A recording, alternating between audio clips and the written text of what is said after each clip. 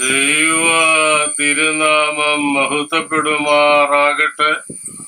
എൻ്റെ പ്രിയപ്പെട്ട സഹോദരി സഹോദരന്മാര്, 116 സങ്കീർത്തനം 15 വാക്യത്തെ അടിസ്ഥാനപ്പെടുത്തിയാണ് ഇന്ന് ചിന്തിക്കുന്നത്. തന്റെ ഭക്തന്മാരുടെ മരണം യഹോവയ്ക്ക് വിലയേറിയതാകുന്നു. അപ്പൊ സർവശക്തനായ ദൈവത്തിന്റെ ഹിതമനുസരിച്ച് ജീവിച്ച് മരിക്കുന്ന ഏവരുടെയും മരണം യഹോവയ്ക്ക് വിലയേറിയതാകുന്നുവെന്ന് 116 സങ്കീർത്തനം 15 വാക്യം നമ്മെ ഓർമ്മപ്പെടുത്തുകയാണ്. കർത്താവിനാൽ സ്നേഹിക്കപ്പെട്ടവര്, ഇന്ന് അനേക മരണങ്ങൾ നടക്കുന്നത് വെന്റിലേറ്റർ എന്ന് വിളിക്കപ്പെടുന്ന കൃത്രിമ ജീവൻ രക്ഷാ സംവിധാനത്തിന്റെ അകത്താണ്. അപ്പൊ പ്രിയപ്പെട്ടവർ മരിക്കുമ്പോൾ അടുത്ത് അറിയാനോ ആ നാവിൽ അല്പം വെള്ളം തൊട്ടുകൊടുക്കുവാനോ ആ മുഖത്ത് ഒന്ന് തലോടാനോ കഴിയാത്ത വിധം നമ്മുടെ പ്രിയപ്പെട്ടവരുടെ മരണം ആശുപത്രികൾക്ക് നാം വിട്ട് കൊടുത്ത് കഴിഞ്ഞു. അപ്പൊ മരണവേളയിൽ പ്രാർത്ഥന കേട്ട് മരിക്കാൻ അവസാനമായി കണ്ണ് തുറന്ന് നോക്കുമ്പോൾ പ്രിയപ്പെട്ടവരുടെ മുഖം കണ്ട് ഒന്ന് കണ്ണ് അടയ്ക്കുവാൻ, അന്ത്യ നിമിഷങ്ങളിൽ നാവ് വറ്റി വരളുമ്പോൾ ഒരു തുള്ളി വെള്ളം പ്രിയപ്പെട്ടവരിൽ നിന്ന് ലഭിക്കുവാൻ അവസരം ലഭിക്കാതെ ചുറ്റും അന്ധകാരത്തിലും ഭീതിയിലും ഈ ലോക ജീവിതം അവസാനിപ്പിക്കേണ്ടി വരുന്ന ഹതഭാഗ്യരായി നാം എല്ലാവരും മാറിയിരിക്കുന്നു. അപ്പൊ മക്കളും ബന്ധുമിത്രാദികളും ചെയ്യേണ്ട അനേക കർമ്മങ്ങള്, അനേക ചുമതലകള്, ഉത്തരവാദിത്വങ്ങള് മരണാനന്തരം നിർവഹിക്കാനുണ്ട്. മക്കളും ബന്ധുമിത്രാദികളും ചെയ്യേണ്ട കർമ്മങ്ങള് നിർഭാഗ്യവശാൽ ഇവന്റ് മാനേജ്മെന്റിനെ ഏൽപ്പിച്ച് ദൂരെ മാറി നിൽക്കുകയാണ് മക്കളും ബന്ധുമിത്രാദികളും. ഈ സന്ദർഭത്തില് പരേതാത്മാവ് ഖേദപൂർവം ചോദിക്കുകയാണ്, വത്സലരെ, നിങ്ങൾ എന്തിനാണ് ദൂരത്ത് നിൽക്കുന്നത്?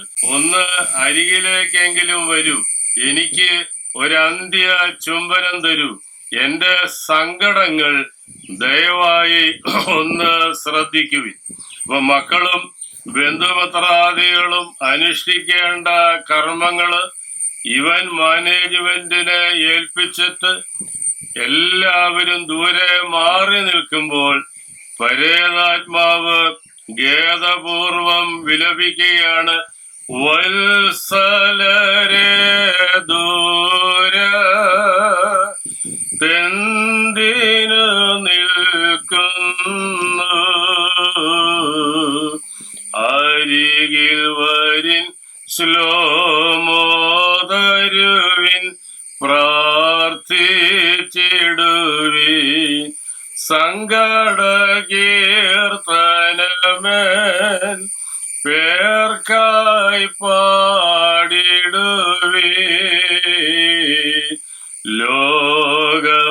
ലോകമയന്മാർ ഇല്ല ഗുണം കാലം മൂലം.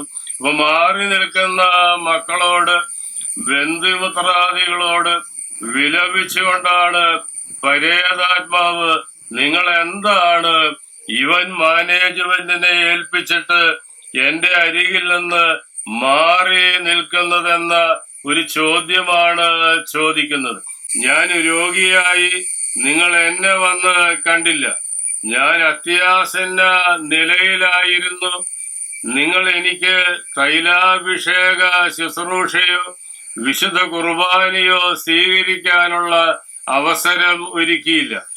ദൈവം തന്ന ജീവശ്വാസം ശാന്തമായി വെടിയാൻ ഞാൻ ആഗ്രഹിച്ചു.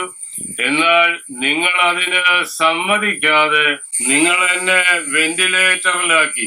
എന്നെ കേൾക്കുന്ന എന്റെ പ്രിയപ്പെട്ട സഹോദരി സഹോദരന്മാരെ, അത്യാസന്ന നിലയിൽ കഴിയുന്നവരെ ഭവനത്തിന്റെ അന്തരീക്ഷത്തിൽ തന്നെ മരിക്കാൻ അനുവദിക്കുക എന്നുള്ളത് എന്റെയും നിങ്ങളുടെയും ഏറ്റവും വലിയ ബാധ്യതയാണ്, ഉത്തരവാദിത്വമാണ്.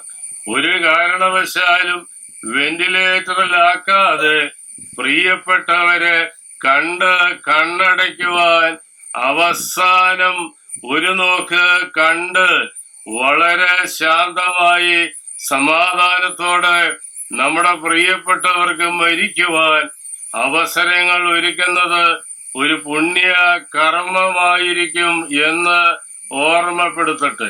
116 സങ്കീർത്തനം 15 വാക്യമാണ് നമ്മൾ ആരംഭിച്ചത്. തന്റെ ഭക്തന്മാരുടെ മരണം യഹോവയ്ക്ക് വിലയേറിയതാണ്. അപ്പൊ ദൈവത്തിന്റെ ഭക്തന്മാരെ പ്രാർത്ഥനയോടുകൂടി അനുതാപത്തോടുകൂടി ബന്ധുമിത്രാദികളുടെ സാന്നിധ്യത്തിൽ മക്കളുടെ സാന്നിധ്യത്തിൽ ശാന്തമായി മരിക്കുവാൻ അനുവദിക്കേണ്ടത് എന്റെയും നിങ്ങളുടെയും ഏറ്റവും വലിയ ഉത്തരവാദിത്വമാണ്, ചുമതലയാണ്.